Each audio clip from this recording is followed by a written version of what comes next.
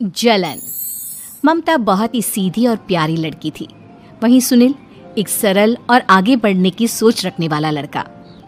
सुनील, बेटा सुनील कहाँ है? अरे जरा एक गिलास पानी तो दे दो।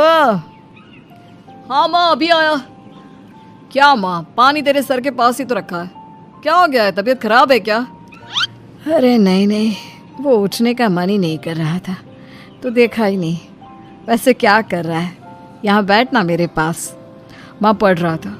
वो क्या है ना, नौकरी में तो वक्त नहीं मिलता, अब ऑफिस से घर आकर ही तो वक्त मिलता है। अच्छा ठीक है, पढ़ ले जा बेटा।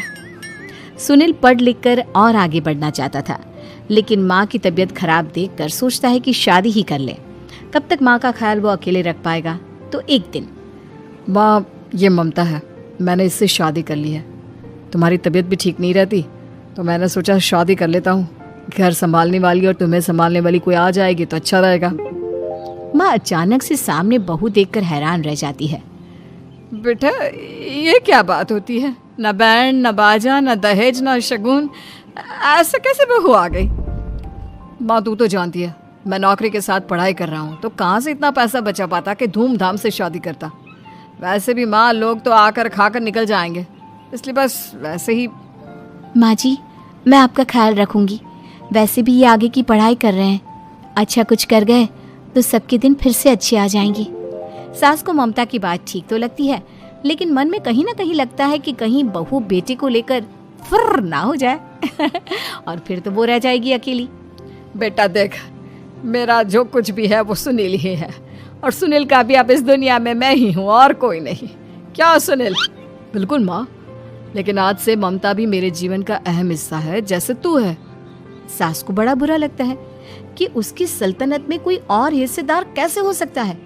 कैसे कोई और उसके 30 साल के बेटे की जिंदगी में अचानक से आकर बराबर का हिस्सेदार बन सकता है।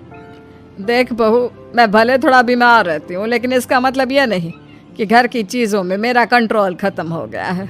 मैं आज भी इस घर की रानी हूँ, समझी? बेटा सोचता है कि ये माँ को अचानक से क्या हो गया। कल तक जो माँ कहती थी कि जिंदगी का कोई भरोसा नहीं, वो अचानक से जंग के मैदान की झांसी की रानी कैसे बन गई? माँ क्या हो गया है? सब ठीक है ना? अचानक कैसी बात कर रही हो? ममता का आज पहला दिन है, स्वागत करो उसका।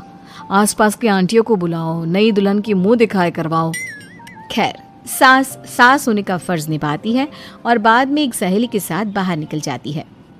क्यों री बताया नहीं कि बेटे का ब्याह कर रही हो? वैसे तो सारा दिन हम ही में घुसी रहती हो। अरे मुझे भी तो अभी पता चला, यूं अचानक सर पर लेकर आ गया। कहता है बहू है माँ तुम्हारी, अब इसको भी इतना ही मैं प्यार करता हूँ जितना तुझे करता हूँ। लो जी, ये क्या बात होगी? क्यों इतना प्यार करता है? अरे माँ का प्यार तो ज्यादा होता है। अब उसको तो कोई दूसरा पति मिल सकता है, लेकिन तुम ही बताओ, क्या माँ की ममता किसी और की हो सकती है?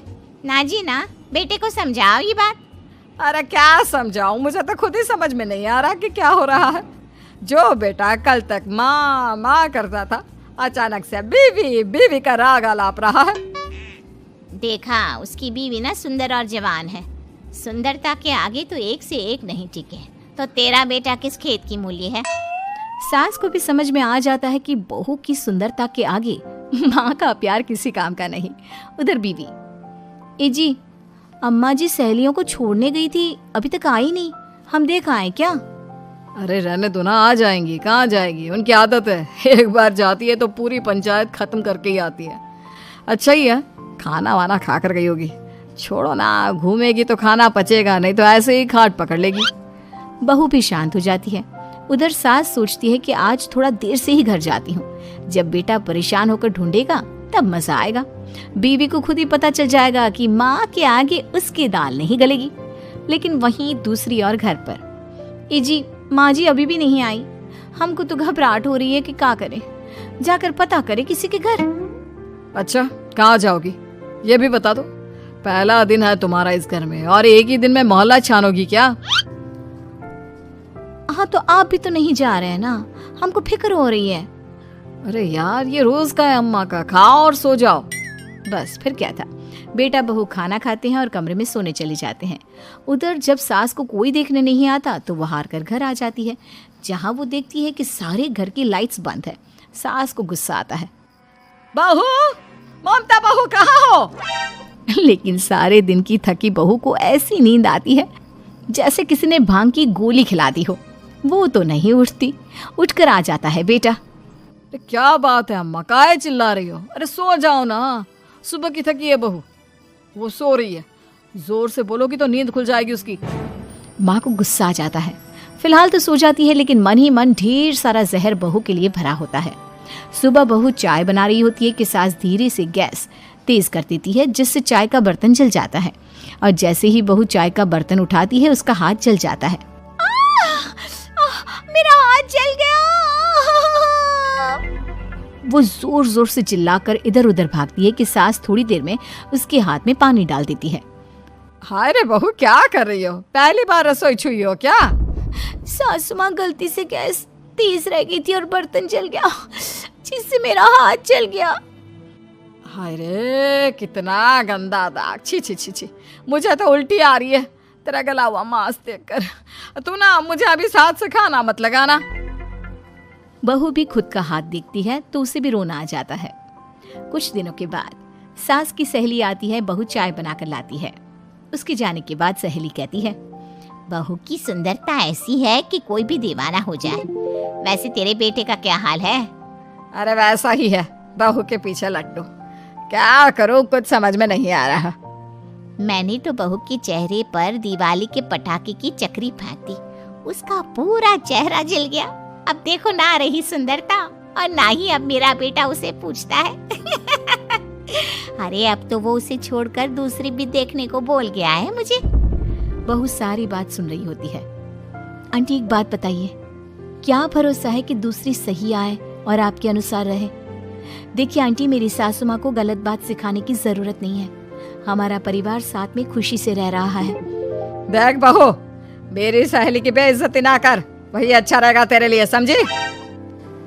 बहू नहीं मानती है। वो बार बार उनकी सहेली को घर से निकल जाने को कहती है। तभी सास की सहेली पास के चूल्हे से लकड़ी लाकर बहू के चेहरे पर लगा देती है। बहू जोर जोर से रोने लगती है। अरे ये क्या कर दिया? मैंने कहा किया, ये तो तूने किया। तू ही नहीं चाहती थी कि बहू बेटे के साथ रहे, भला मैं क्यों करूंगी? मैं तो चली, निपटो अब। बहू रो रही होती है, दर्द से चिल्ला रही होती है, लेकिन सास उसे डॉक्टर के पास नहीं ले जाती। तभी पति आता है। क्या हो गया ममता? ये दाग कैसे लगा? तुम कैसे जली? ममता कुछ नहीं कहती, बस दर्द से करा रही होती है। पति माँ की तरफ देखता है। हो ना हो माँ, ये पक्का आपका काम है। आप ही ममता से जला करती थी ना। देखना माँ, अब पुलिस आएगी, केस बनेगा, लेकिन पहले मैं ममता को अस्पताल लेकर जा रहा हूँ। सभी अस्पताल जाते हैं, जहाँ डॉक्टर ममता की सास से कहते हैं, आपने तो नहीं जलाया ना बहू को? अब ममता की सास के तो पसीने छूट रहे होते हैं। वो घबरा कर कहती है, ना ना डॉक्टर साहब, कैसी बात करते हैं? हम क्या जलाएंगे अपनी बहू को? डॉक्टर ममता के पति से पूछते हैं।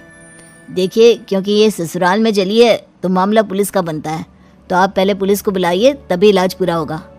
सास डर जाती है कि अब तो बच्ची जिंदगी जेल में ही रहना होगा।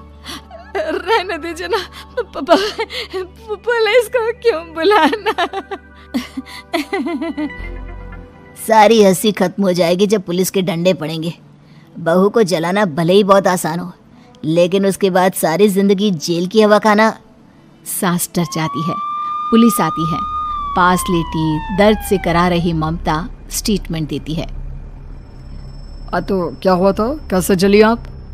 ममता पास खड़ी सास को देखती है।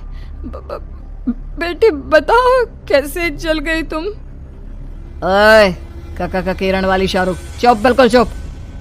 सास चुप। सभी इंतजार करते हैं कि ममता क्या बोलेगी। जी मैं खाना बना रही थी, लकड़ी उड़कर मेरे ऊपर गिर गई और मैं जल गई। सास बहू की बात सुनकर रोने लगती है। देखा माँ, कितनी समझदार है ममता। ये चाहती तो, हाँ बेटा, ये चाहती तो मैं आज जेल में होती। मुझे माफ कर दे, मैं आगे से अभी कभी ऐसा नहीं करूंगी। बहू के साथ मिलकर रहूंगी, मुझे माफ कर।